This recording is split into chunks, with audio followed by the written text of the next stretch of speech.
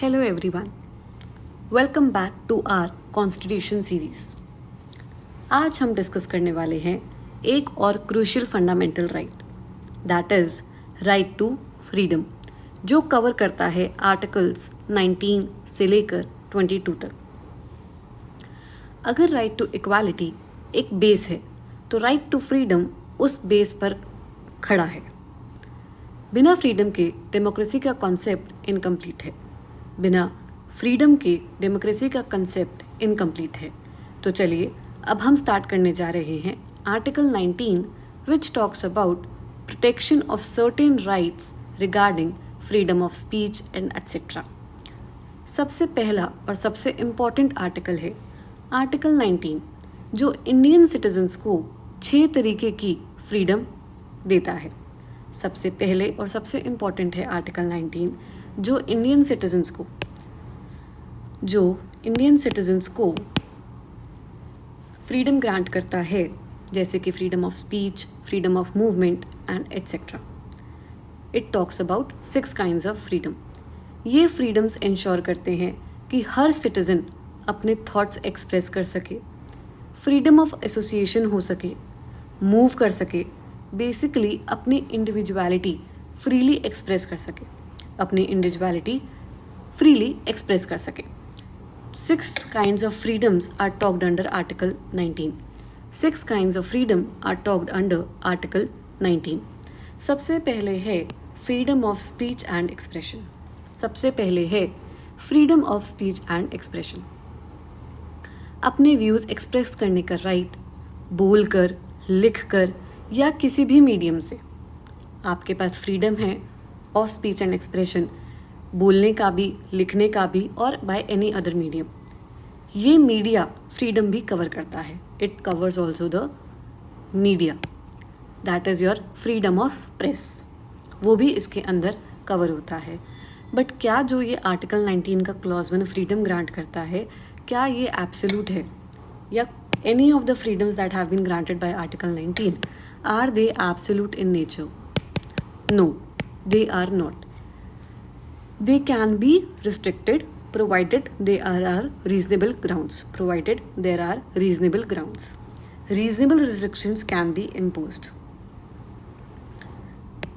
Reasonable restrictions can be there.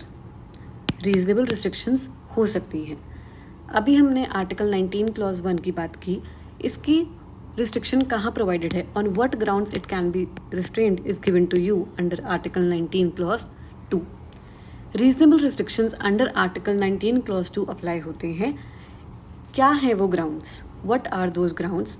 That are in the interest of sovereignty, public order, decency, morality, contempt of court, defamation, incitement of an offence. इन grounds पर your freedom of speech and expression can be curtailed. In grounds पर it can be curtailed. इसके अंदर एक case law था, that was here the grounds are given, the freedom is not absolute. In this particular case law, Ramesh Thapar versus State of Madras. Ramesh Thapar versus State of Madras, it stated that freedom of press is included under Article 19. Is included under Article 19. In the case of Shreya Singhal versus Union of India 2015, it is a landmark case law. In it, it was held that जो section 66A है of the IT Act, it was struck down. It was struck down on the ground that it violated Article 19. It violated Article 19, that is your freedom of speech and expression. That is your freedom of speech and expression. Then Article 19 talks about freedom to assemble peacefully. Freedom to assemble peacefully, that is without arms.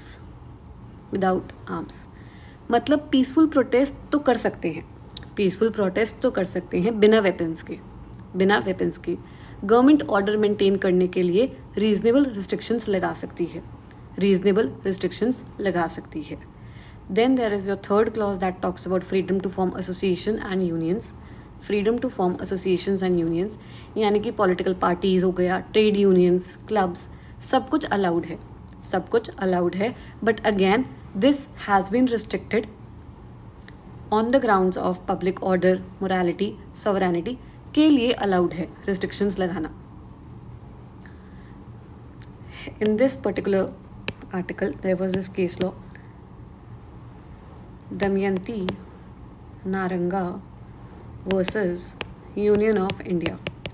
In the year 1971, it was said that right to form association also includes right to continue the association.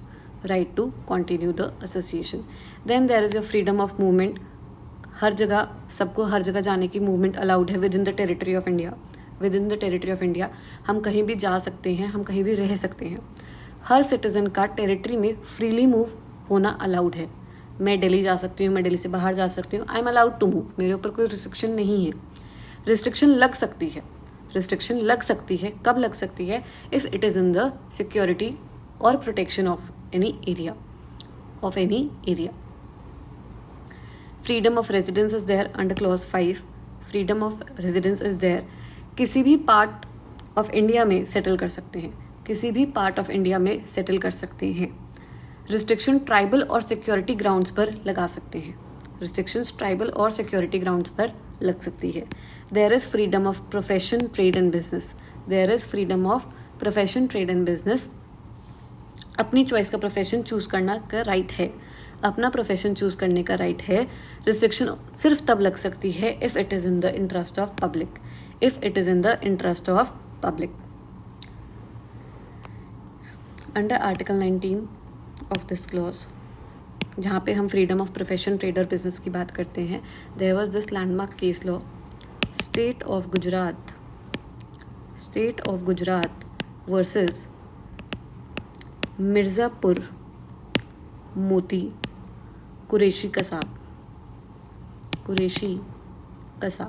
In this case law, it was held that ban on cow slaughter was upheld, and it was held that it was a reasonable restriction. It was a reasonable restriction. I'll write the name of the case law over here cleanly.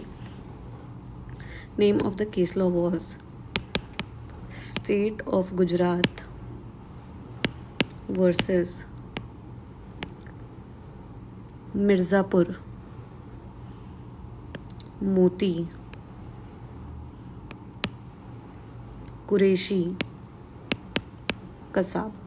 In the year 2005, Supreme Court said the ban on cow slaughter was upheld as a reasonable restriction. It was upheld as a reasonable restriction.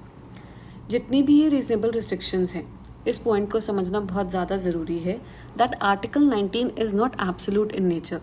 Article 19 is not absolute in nature. Article 19 की clause 2 से लेके clause 6 तक की अगर हम बात करें तो वहाँ पर रिस्ट्रिक्शंस दी गई हैं कि इन ग्राउंड्स पे रिस्ट्रिक्शन लग सकती है. कौन लगाएगा रिस्ट्रिक्शन को? स्टेट लगाएगा. Under article 19 clause 2 to 6 state can put restrictions provided that those restrictions are reasonable. Provided that जो वो भी रिस्ट्रिक्शंस हैं वो रीजनेबल हैं. मान लेते हैं कोई भी अगर लॉ है नेशनल सिक्योरिटी के नाम पर बनाया गया है तो वो प्रेस को कम्प्लीटली साइलेंस कर दे तो वो अनरीजनेबल माना जाएगा. तो वो अनरीजनेबल माना जाएगा. Now let's move on to article number 20. Now let's move on to article number 20. It talks about protection in the cases of conviction. Protection in the cases of conviction. ये protect करता है citizens को criminal law के misuse से. It protects from the misuse of the criminal laws.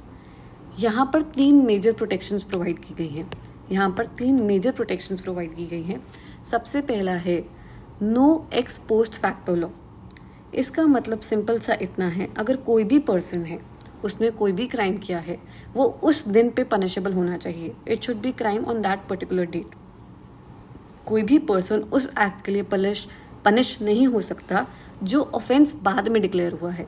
It has to be an offence on that day. अगर आज कोई act legal है और कल इलीगल बन गया तो कल से पनिशमेंट लगेगी, पीछे से नहीं. पीछे से नहीं. अगर ऑफेंस 1 मार्च 2025 को हुआ है, तो इस डेट पे हमारे लॉ में वो ऑफेंस होना चाहिए, इस डेट पे वो it should be an offence. Then there is no double jeopardy. किसी भी पर्सन को सेम ऑफेंस के लिए, किसी भी पर्सन को सेम ऑफेंस के लिए 2 बार पनिश नहीं किया जाएगा। He can not be punished twice, he can not be punished twice. किसी भी पर्सन को सेम ऑफेंस के लिए 2 बार पनिश नहीं किया जा सकता। In this particular case law Maqbool Hussain versus state of Bombay 1953, customs confiscation और क्रिमिनल प्रोसिक्यूशन सेम ऑफेंसेस नहीं थे, they were not the same offences. In the case third protection जो हमें प्रोवाइडेड है, that is no self incrimination, no self incrimination. किसी भी accused को अपने खिलाफ एविडेंस देने के लिए फोर्स नहीं किया जा सकता, किसी भी अक्यूज्ड को अपने ही खिलाफ एविडेंस देने के लिए मजबूर नहीं किया जा सकता। In this case law Nandini Satpathy versus P.L. Dani 1978 supreme court, right to silence during the interrogation process was protected, right to remain silent was protected. Then let's move on to article number 21, the most important article. इस article का amplitude जो है it is the widest. Till today we are having judgments on the point. क्या कहता है article 21? दैट नो पर्सन शैल बी डिप्राइव्ड ऑफ लाइफ और पर्सनल लिबर्टी except according to the law, except according to the law. Simple words में अगर हम बात करें तो किसी भी इंसान को अपनी लाइफ और पर्सनल लिबर्टी से रिस्ट्रिक्ट नहीं किया जाएगा if you don't have a law behind it, if you don't have a law behind it. लेकिन इसका स्कोप सुप्रीम कोर्ट ने इतना एक्सपैंड कर दिया है अब, दैट ये आजकल almost every human right is covered under it. इस आर्टिकल ने बहुत ग्रो किया है, इसकी एक जर्नी है अपनी एक आर्टिकल 21 की, जो स्टार्ट होती है फ्रॉम द केस A.K. गोपालन वर्सेस स्टेट ऑफ मद्रास 1950, जहाँ पर कोर्ट ने बहुत नैरो व्यू लिया था of this article 21 and said, initially court ने बहुत ही नैरो इंटरप्रिटेशन दिया था आर्टिकल 21 को। इट सिंपली सेड सिर्फ procedure established by law matter करता है, सिर्फ procedure established by law matter करता है।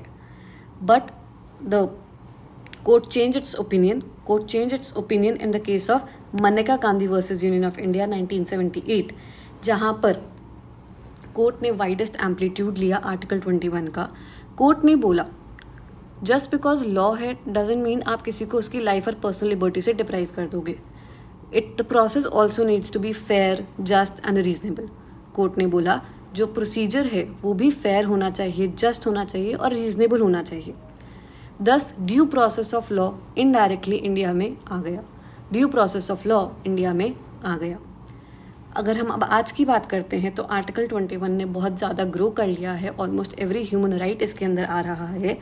And in the case of K.S. Puttaswamy versus union of India 2017 court ने कहा था that right to privacy is part of right to life, right to privacy is part of right to life.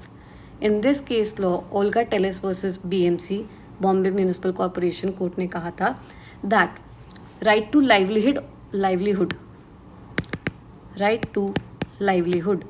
is also part of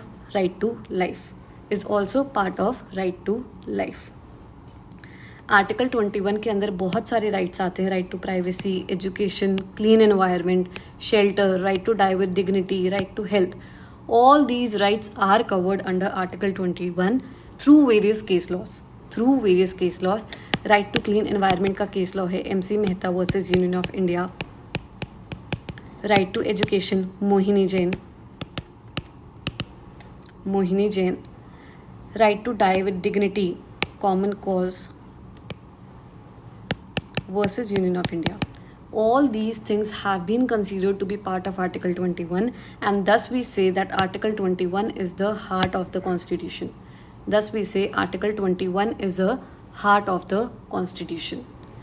Then let's move forward to Article number 22, under which we talk about arrest and preventive detention. Under which we talk about arrest and preventive detention. इसके अंदर दो तरीके parts में बात हो रही है, arrest और प्रिवेंटिव डिटेंशन. आर्टिकल 22 जो देता है, it is a protection against arbitrary arrest. It is a protection against arbitrary arrest. दो टाइप्स ऑफ प्रोटेक्शन है. सबसे पहले हम अरेस्ट की बात करते हैं. The person has a right to know of the reasons of his arrest. The person has the right to know the reasons of his arrest. Right to consult the lawyer of his choice. Must be produced before the magistrate within 24 hours. Within 24 hours. He cannot be detained beyond 24 hours without magistrate's approval. Without magistrate's approval. In the case of Joginder Kumar versus State of UP 1994 court said, जब आप arrest करते हो without justification, it violates Article 21 of the person and thus Article 22. Under preventive detention, we are not talking about punitive detention. मतलब किसी offence के लिए नहीं, बल्कि ऑफेंस प्रिवेंट करने के लिए डिटेंशन हो रहा है. ऑफेंस को प्रिवेंट करने के लिए डिटेंशन हो रहा है. It is allowed up to the maximum period of 3 months. It is allowed up to the maximum period of 3 months. Beyond that, if the person is to be detained, approval of the advisory board is necessary.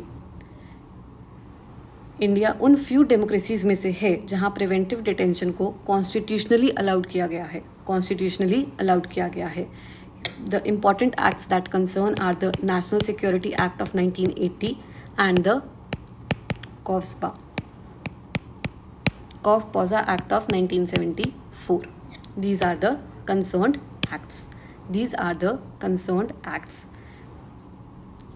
In this case law, A.K. Roy versus Union of India 1982, court said preventive detention is constitutionally valid, but safeguards follow होने चाहिए. Preventive detention को criticise भी किया गया है.